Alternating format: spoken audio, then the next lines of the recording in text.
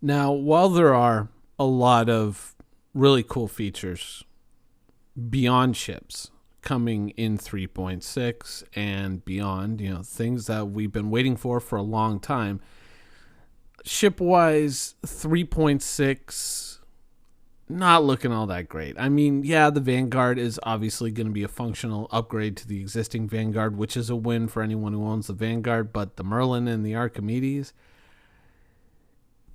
eh.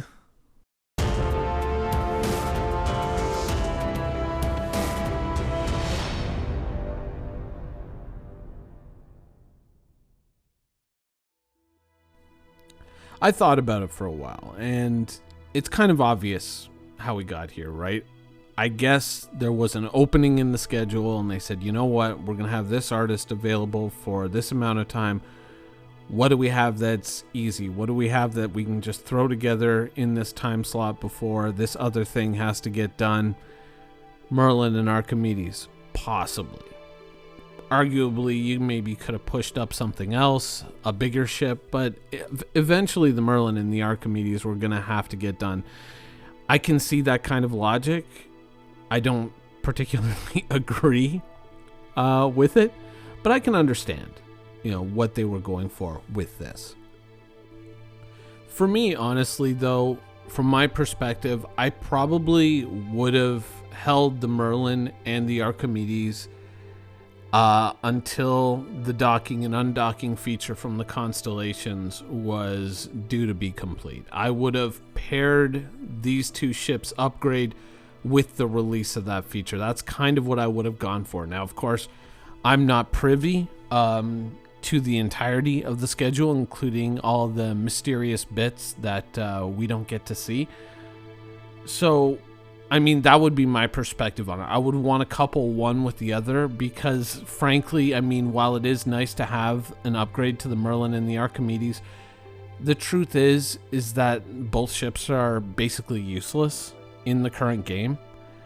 With the added functionality of being able to deploy from the Constellation, their mothership, then they become interesting. Because while neither the Merlin or the Archimedes is all that fearsome an opponent, it certainly is going to be a difficult to hit opponent. It's going to be a very maneuverable and quick opponent. And while it on its own may not represent all that much of a threat, you have to think of it in the context of protecting the Constellation. It could create an interesting problem for an attacker or attackers. It could create a distraction or something that, if you ignore, could be to your peril, So, I mean, there is a functionality, there is a use for the snub fighters. Just without that ability to undock and dock with the Constellation, they're just dead ships, right? So that would be my counter argument to the idea of introducing this now. Instead, I would have said, you know what, if there's 6 months or whatever free in the schedule, don't do the Merlin and the Archimedes, push up another ship, schedule the Merlin and the Archimedes to come in the same time that they can undock from the Connie and, the other ships of the Constellation family. I think that would have been, the big brain move there. So that, and the Vanguard upgrade certainly is good. It's a solid upgrade for livability of that ship within the universe, and obviously you're going to get a lot more functionality out of it.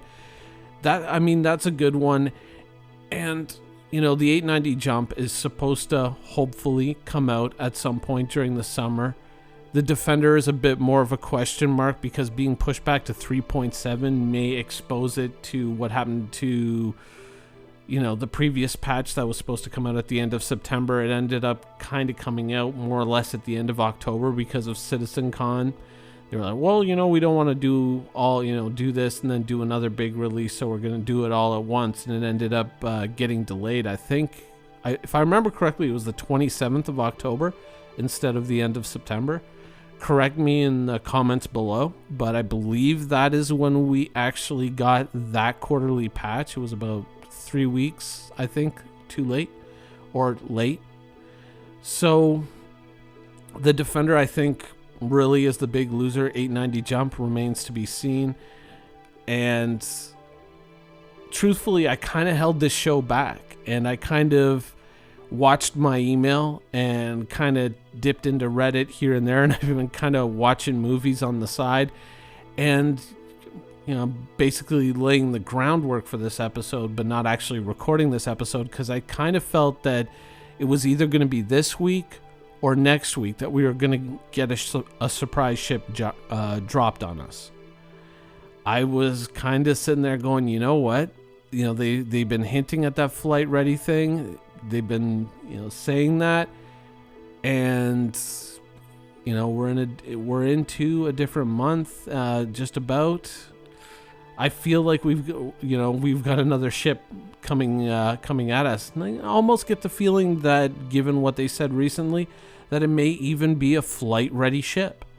That's kind of my feeling. That's what I was seeing. So I was kind of holding back on this episode because I was waiting to get one of those emails like, here's your first chance to buy, the this or the that. So I was kind of sitting back because I didn't want to put out an episode and then about 5 minutes later an email comes out from RSI and it's like, check out the brand new Nightblade and it's flight ready. And I'm just sitting there going, shit. So it's kind of, what I've been waiting on to see, because really, Merlin, Archimedes, and the Vanguard, all those being reworked ship-wise, doesn't really make for much of a patch. So I kind of feel that either this week or next week, we're going to get a big drop. We're going to get, a bombshell dropped on us, and it's going to be, hopefully, fingers crossed, a flight-ready ship to go with 3.6. I mean, to me, that's what makes the most logical sense. That's what's going to get dropped on us. So I kind of feel that since it doesn't appear to be this week, because now I am recording this and saying, you know what, screw it, I think that next week we're probably going to get ship dropped on us, and it's probably going to be flight ready to go along with 3.6. Not exactly a big deduction, obviously, but I think that's what's going to happen. So while things might be rather thin this week, I think next week is going to be a big week. Anyways, that's the show. I hope you guys enjoyed it, and thanks for watching.